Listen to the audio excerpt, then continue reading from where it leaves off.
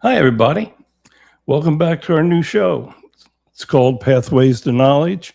We're attempting to bring you information that will help you understand the true knowledge of the miracles God's provided everyone in their everyday lives. Tonight's going to be very special. We're going to be channeling the spirit of President Jack Kennedy. He's been on several of our shows before. He was on Channeling History, and we've had some great shows with him. We're going to discuss many subjects, including his assassination, his presence in heaven, and his opinion about some current events. Now, we'll be bringing you this show at 6 p.m. Pacific time or 9 p.m. Eastern time every Friday night. This is the same time as Connie and I brought you our Hello Heaven show. All of our past shows, Hello Heaven, Channeling History, a Sunday sermon, weekly message from Jesus, and many of the other shows that we did will remain on our YouTube channel. You can hear the audios on podbeam.com as well as iHeartRadio, Apple Podcasts, Spotify, and most of the popular internet platforms. Now, in total, we've got almost 1,000 videos available on our YouTube channel. These videos contain an incredible amount of information. In addition, I've published 11 books that include aliens among us, conspiracies. I have a book called Spirit Speak of Conspiracies and Mysteries, and we actually have a chapter in it devoted to the Kennedy assassination. I have a book with conversations with archangels, and my latest book, Jesus, the Missing Years, brings you information about the 33 years that are not covered in the life of Jesus in the Bible or the Gospels. Now, the main thing that I've learned through all this is the more that I know, the more that I think I know, and the more that I don't know. So there's a huge difference between knowing facts and converting those facts to knowledge. Now, our goal with this new show is to use our channeled information to obtain true knowledge for all of you that are listening. Our goal tonight in channeling President Kennedy is to give you insight into the evil within our government that existed in the past and in all probability probably exists today. Now, as we explained last week, Connie's eyesight has diminished to a point where she cannot see well enough to read the questions. So tonight, our friend Elena is back with us, and she is going to answer the questions. So, hi, Elena. Hey, Barry, how are you? Well, for an old guy, I'm still here and trying to do what we want to do, see what happens. I'm really excited that we're going to talk with Jack Kennedy today. He's very special. He's a very, very special person and an extremely special spirit. We've talked to him. I was surprised just how down to earth he is. And he even told Connie he could call him Jack. So anyway, let's get started and see what he has to say for us tonight. Is he here now? Of course. Mr. President, it is truly an honor to be in your presence. Thank you, Elena. I'm glad that you are here. I'm glad that you're helping. I've heard that you have been with the Strohms for many years, and we're looking forward to seeing the active role that you're going to play from over here. We know you've been sent back to do things, and it's good to see that you're starting on them. Thank you. But I am so honored that you are here. Even though I was only 4 years old when you were assassinated, you are by far my favorite president. Well, thank you. And I'm very happy that you're here. As I say, you've been a very accomplished person in your life, and I know this is unusual and that you're going to enjoy it. So let's get to the first question. Now that you're on the other side, what type of information can you access? You'd actually be very amazed. Everyone tells you there's no way you can describe heaven. And when you're in the upper levels, and I am blessed to be in the upper level, it's amazing what you truly can do. You can see the past. You can actually go back and relive events and see what took place. You can get a glimpse of the future. But you have to realize that the future is based on the events and decisions that are made at that time. There are different, if certain decisions change, then the future will change. So even though you see you can get a glimpse of the future, you never really know how accurate it is. But we know when people think about us. I knew immediately when Barry wanted to have me on the show again. So I was actually present last week when he was talking that we would about what we would be doing. So it's very different here. That's about the best way I can describe it. And the only way you're ever going to know is when your soul gets here. And you are going to be amazed when you get here as well. So you can see back in time. Have you watched the assassination as it took place? It took me a while because when you're here, you have feelings. You have a lot of the same emotions that you have in life. And it was very traumatic for me, as you can imagine. And the last thing I thought was that they would actually go through with it. I was warned. I was told, really, I was told that I shouldn't ride in an open car. But I always considered myself a brave person, and I've thought that good would win out over bad. So I made a stupid decision. I should have protected myself more, but they would have found another way to do it. I mean, when the network that was involved is basically, it was unstoppable. If they truly make up their mind, they will carry out an act. But yes, I do go back and I watch from different angles, and I'm very saddened by it because it just shows just how much evil can accomplish if they put their mind to it. And I was shocked by how many people were truly involved.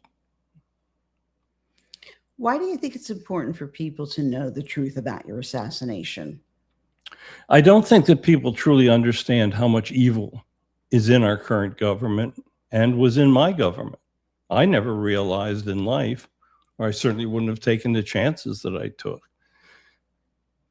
People are being lied to all the time.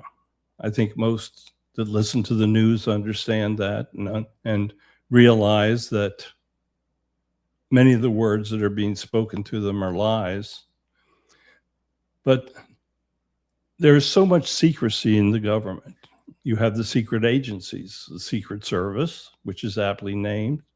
You have the CIA, and you have groups in the military that people don't even know exist. So there's so many things that are taking place in the world that people have no idea. I think if they truly know the truth of my assassination, they're going to be shocked, and they're going to understand the depth of just how much they are being lied to. The government lied to them since the time of my assassination. And there are still facts, even though they're saying that everything is being disclosed. But there's so much that hasn't been.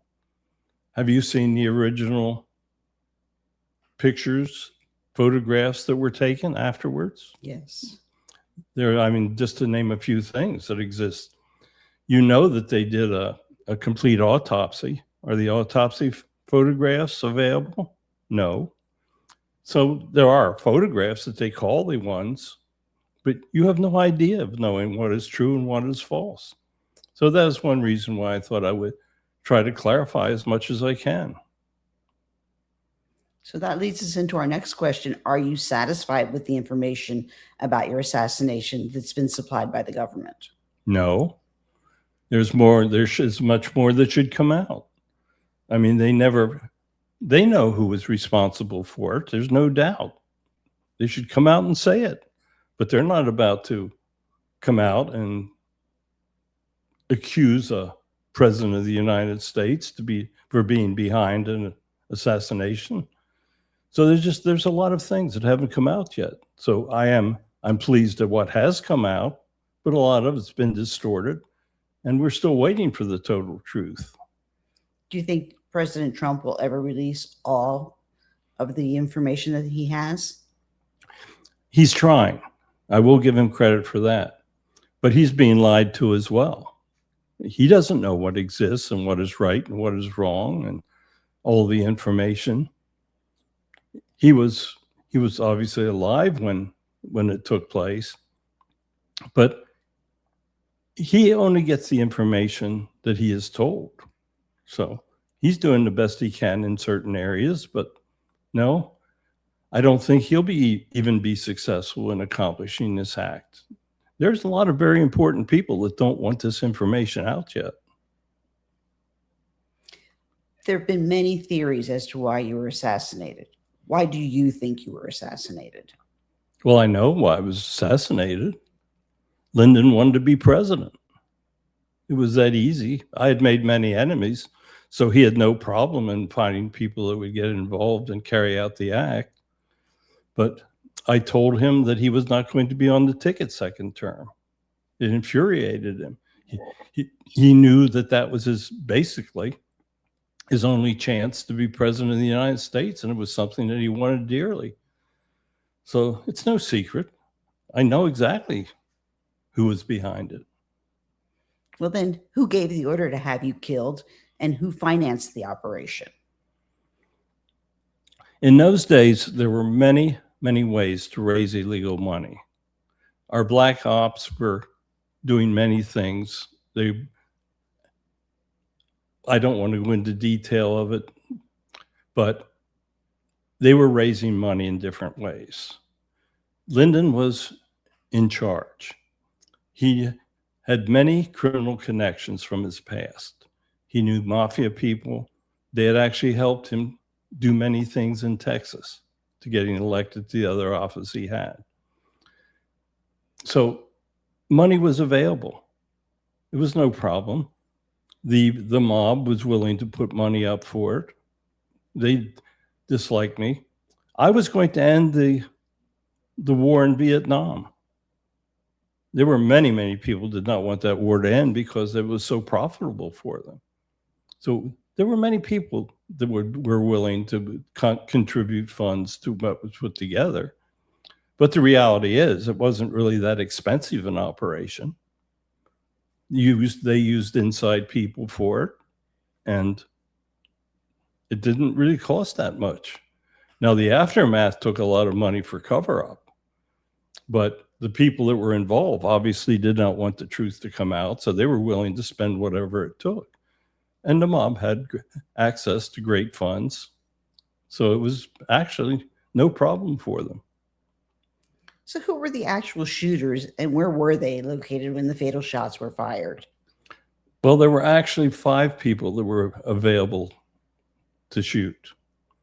There was a shooter on the roof of the book depository. If you notice, the room that so-called Oswald was in was next to the roof. So they wanted to assure that the angle of the shot would be the same, which the shooter from the roof, his name was Sturgis, and he fired from that location, and the angle appeared as though it came from the depository. There was a second shot, and it came from the vicinity of the culvert and the grassy knoll. But there were other backup shooters. If they had missed, the backup shooters would have fired as well. So they were in multiple places. They were not taking chances. There was no way I was going to come out of that ride in Dallas alive. Why was Lee Harvey Oswald chosen to be the scapegoat for your murder? He was chosen because he was very susceptible. He had been in Russia. He had heard a lot of bad things about me, and they could use him to set him up. They had propagandized him. They had worked on him for years to get him into this position. And he was actually the ideal person to blame for this. They were going to kill him immediately. So he was set up. Officer Tippett was supposed to kill him when he left the building. Tippett got cold feet, and that's why they killed Tippett after after the event took place. He was supposed to kill Oswald. Oswald was not supposed to make it alive outside of that building. When they captured Oswald, the plan was starting to fall apart. So they had to take care not only of Oswald, but they had to take care of Officer Tippit, because now they had someone that had gotten cold feet and they feared that he would talk. So all of a sudden, this chain of events starts to take place.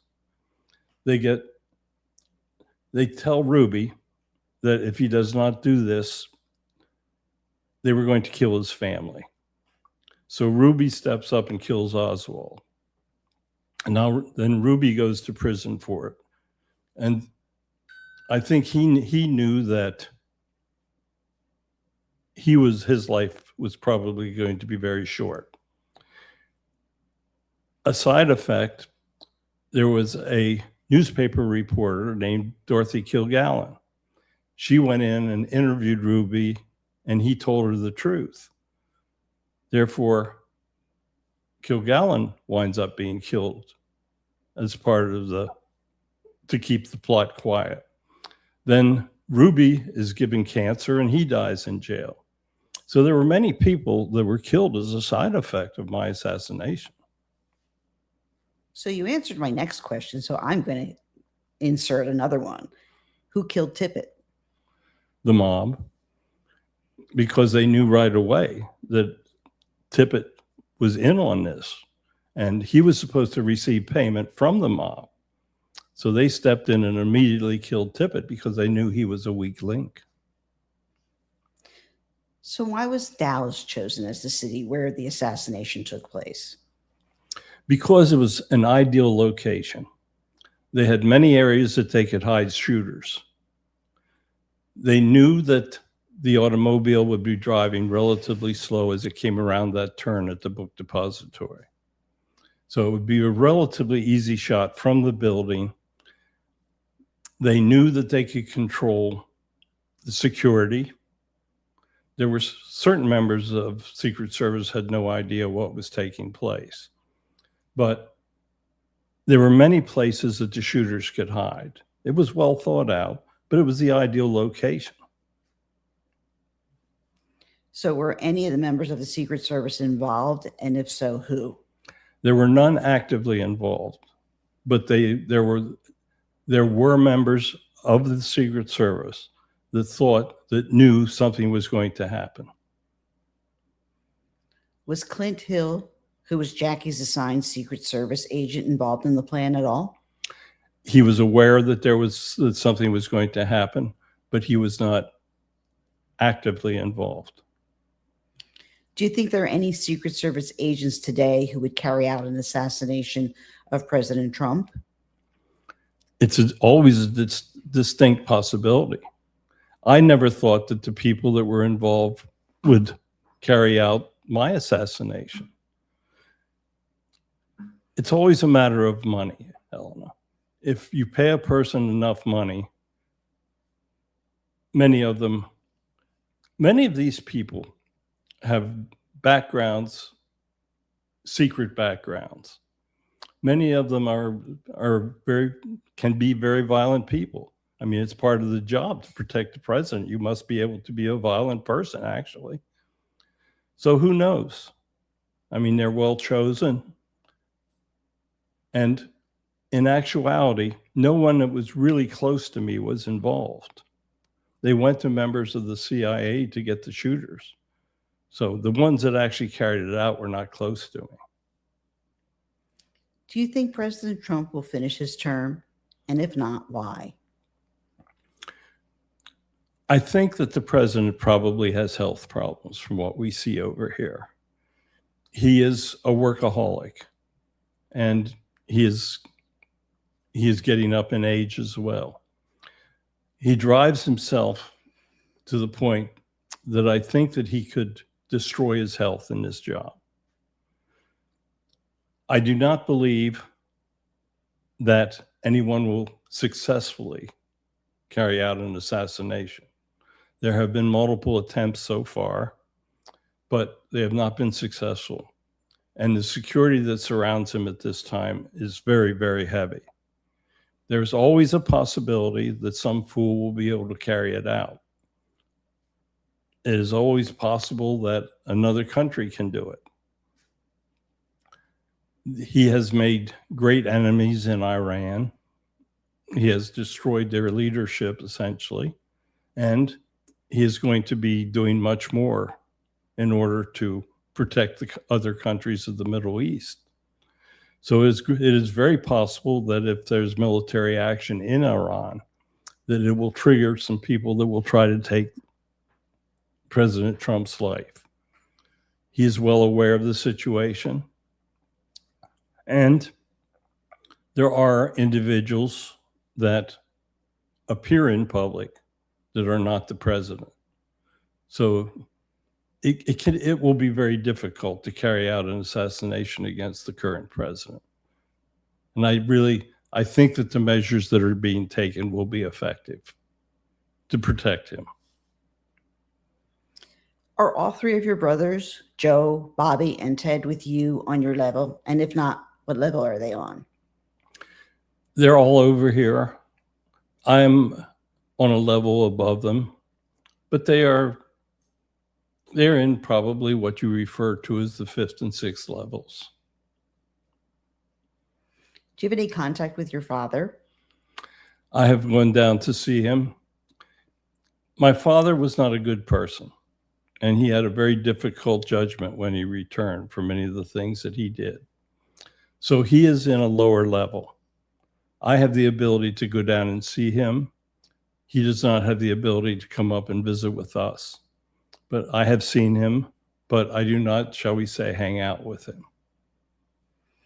Did your father, Joseph P. Kennedy, force your sister Rosemary to have a lobotomy? And if so, why did he do it?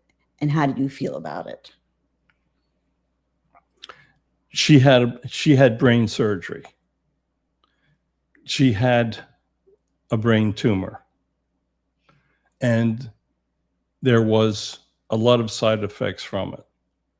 There were many people that hated my father. And the effects of the surgery were very difficult. He had a lot of people that told a lot of lies about him. So I do not think that you could call it a lobotomy, but it was a very difficult surgery.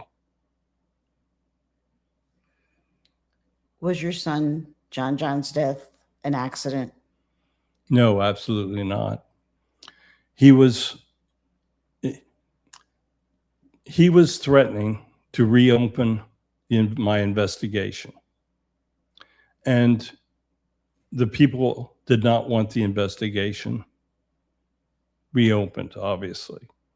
So it was very easy for them to sabotage his airplane. So you answered that question. It wasn't an accident. It was intentional. Who ordered his death? After Johnson died, the organization still existed. The individuals that were involved in the shootings, they had grown in power, and the mob was still very active and did not want to be associated with my assassination. So it was essentially the same group of players, but without the leader, because he was no longer alive. Many have spoken of the Kennedy curse with the loss of your brother Joe, your assassination, as well as Bobby's, and the early death of JFK Jr. How do you feel about your only grandson and namesake, Jack Bouvier Kennedy Schlossberg, running for Representative Jerry Nadler's House seat? I have very mixed emotions about it. The Kennedys have not been active politically now for quite a few years. But the name is famous. And there are still people that perhaps would not want Kennedys involved in politics. He has got some policies that I would consider a bit extreme. He has a very deep dislike of his cousin. I have no control over what my grandson does. If he chooses, and I'm sure now that he probably will choose to run, that is his decision. I would prefer that he remain safe, and depending on his political ambitions, I certainly can't guarantee it from over here. So, how do you feel about your nephew, Robert Kennedy Jr., being an important and integral part of Trump's cabinet? I actually think it's a very good thing. You do not see much cooperation between Democrats and Republicans today. He has very, very, shall we say, extreme ideas about health, welfare of the people. But in many instances, he is correct. And I am actually quite delighted that President Trump has given him a chance to try to improve the health of Americans. He has some things that he's not correct in, but he is definitely trying to follow his heart, and he is doing his best. He is far from perfect, but I'm actually very happy that he is getting cooperation from the administration. Your granddaughter, Tatiana Schlossberg, recently passed away from leukemia. Were you there to greet her when she passed over? Absolutely. We saw it coming. We knew that she had a very grave illness, and we also knew that she had a short life plan. So we were well prepared for her arrival, and we were there for her. When you say we, who else was there waiting for her? All of the family members, Jackie, Ted, Bobby, we were all there for her. Do you ever see the two children that Jackie miscarried? Yes, actually we do. Patrick, and I don't remember the other one's name. Yes, their souls are here with us, and we do, shall we say, hang out with them, and we get to know them. It was part of our learning experience. That was their short life plans, and we had to learn to handle the grief. And that was really the reason why they had such a short plan. Do you think that if you were alive today, you would be considered a conservative? That's a difficult question. My family has always been associated with the Democratic Party. Our party was very, very different from a lot of the beliefs that we see today in the Democratic Party. There are many things going on and many policies that I feel are terribly radical and would hurt the citizenry of the United States. So there are many, many people that are in the party that I could not support at this time. I'm not sure how that would affect me if I was in politics today. You need a strong party affiliation to ever become president. And it's a very, very difficult question for me to answer. I am much more conservative than many of the members of the Democratic Party today. I'm very, very upset at the lack of cooperation between the two parties. I tried to do what I thought was best for the people. It wound up with a big problem when I was in Dallas. Today, the parties are like two warring factions, and what is best for the people seems to be the least regard for them. So I really can't say how I would react, but I do know that I would be at odds with many members of my party today. As president, what do you consider your greatest achievement?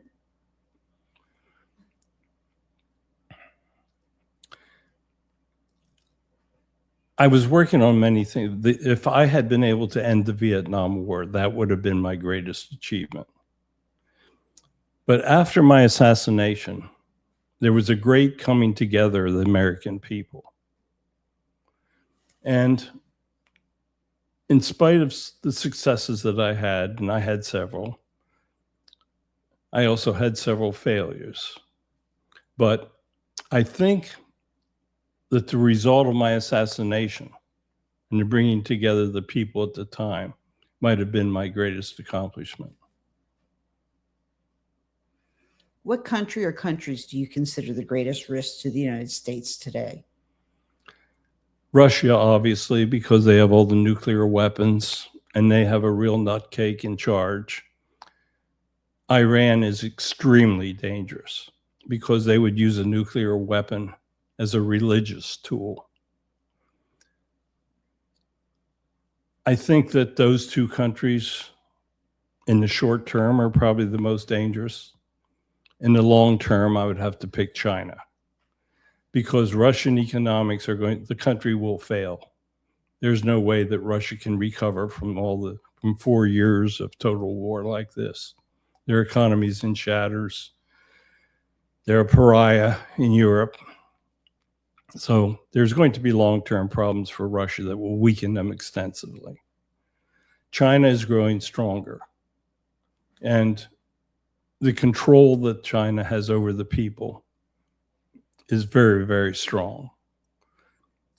So with the funds that they have available, the great wealth of China, and with them attempting to build the strong military, with the designs that they have on Taiwan, I would say that China is the most dangerous long-term country.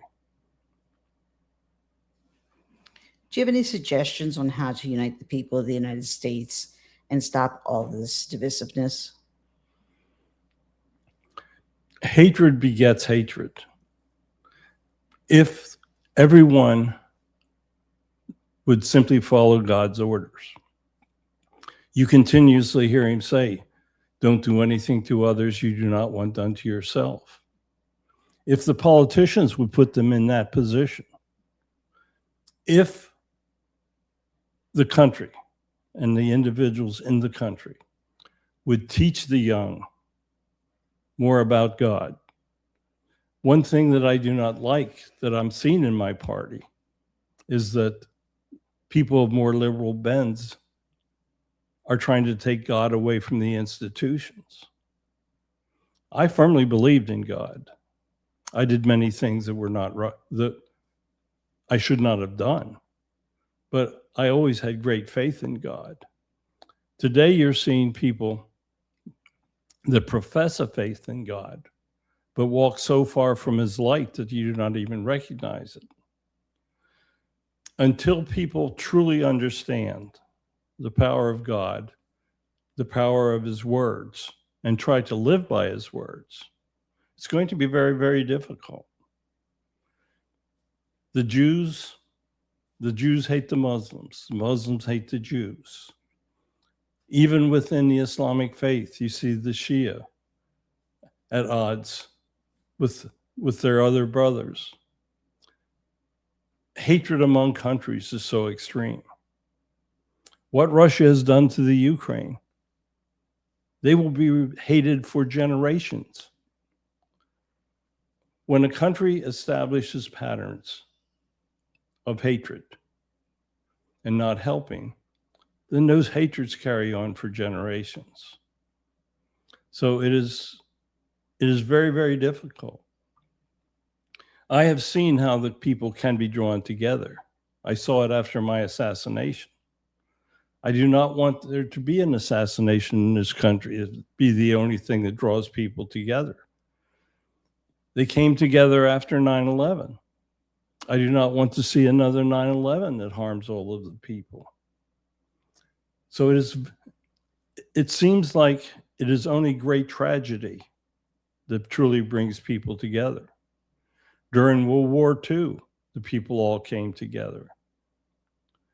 It is sad that they cannot do it under peaceful circumstances.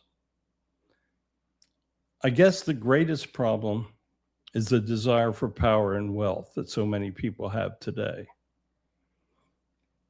They see individuals of incredible wealth, And they want to try to emulate that, and many will do whatever is necessary to try to gain that wealth. So until people understand truly that all souls are equal, and they will not, many will never know that until they come to heaven, because in heaven all souls are truly equal. But until politicians are elected by the people that understand helping the people, and I see it throughout our country, where individuals are elected time after time, and they continuously do the same thing to harm the people that elect them. The electorate must understand who will help them and who won't. That is the great challenge of a democracy. And until the voters truly put in people that will help, I believe in my heart that term limits would be a good thing, because I see as representatives serve longer and longer times, they become more dedicated to personal power and wealth. So perhaps shorter periods of service would be a great help for the country. The young have got to be educated to understand what God wants of them. When that happens in several generations, things will make a radical change. Can you see the future and tell us what the United States will be like in 100 years? There are multiple futures for the United States, depending on decisions that are made. If another country uses a weapon of mass destruction on the United States, that will change everything, because the United States will destroy that country. And then that will set off a great conflagration that could wipe out all human life. I will answer your question this way. If humans decide that they will follow God's teachings, it will be a magnificent country in 100 years. If they do not, then free will determine what will take place, and it may be very ugly. Do you have a special message or a final message for our audience? Yes, I would like to thank all of you that listen to my words. I would like to thank all of you that try to seek the truth. I would like to thank all of you that live in God's light. Everyone must try to live a good life. Everyone must try to follow the words that Jesus had spoke when he walked the earth. Everyone must just simply try to live a good life and live in his light. If you have excess funds, then help others with them. I'm not saying that you should put yourself in poverty helping others. You deserve the benefits of your hard work in your life. But you must learn to help others. There are so many people in need, and the government must understand the needs of the people. Study well your politicians that you vote for. If an individual has been in service for a long period of time and the people are suffering under him, don't reelect them. Put in fresh people. Listen to what they say and try to determine whether they're speaking the truth. Live a good life yourself. Each person that you help will in all probability help another person. It is only through love and helping others that true existence can be guaranteed into the future. So thank you. Thank you so much for allowing me to speak. Thank you for allowing me to come through. And as always, I thoroughly enjoy being here. So goodbye. And if you ask, I will surely return again. Thank you. Thank you, Elena. That was really good. You're getting into this, aren't you? Oh gosh, yes. You're like a child with a new toy. Oh yes. Well, whatever happened to President Kennedy, that was pure evil. Perhaps if enough people know the truth, then we can do a better job of wiping it out. Violence is never the answer. And President Kenny, thank you so much for being here. Eleanor, you want to thank the president? You were talking to him before the show. I just want to thank you again for coming here and answering our questions. And I do hope that you come again, because I have plenty more. Oh, my God. Tell me about it. All right, Ellen. Thank you so much. Thanks, everybody. Yep, and we will talk to you next week. Okay. That was a very, very good show. Mm-hmm. So there's a huge number of legal decisions coming from the Supreme Court. So next week, we are going to channel the spirits of Ruth Ginsburg and Anthony Scalia. They're two great justices. They've been on our show before. We've had them on Channeling History several times. You can go back and actually listen to them. But I want to hear what they have to say about what's taking place. I think that, to say the least, it'll be very, very interesting next week. All of our shows are streamed on YouTube, as well as my personal Facebook page. They're in our Facebook groups. Our most active Facebook group is Words of God Then and Now. All our live videos are broadcast there. As I said earlier, you can hear audios of our shows on Spotify, Apple Podcasts, iTunes, Google Podcasts, Alexa, and many other platforms. Tell other people about our shows. The more people we reach, the better chance of our channelings making a real difference. So please join us each Friday evening at 9 p.m. Eastern Time when we bring you Pathways to Knowledge. Many individuals can quote facts, but very few have true knowledge. If you join in with us, hopefully the facts that we give you are going to lead to that knowledge. So join us again next week. Thank you so much for listening. Keep Connie and I in your prayers. Keep Elena in your prayers. We all need it, just as we pray for you as well.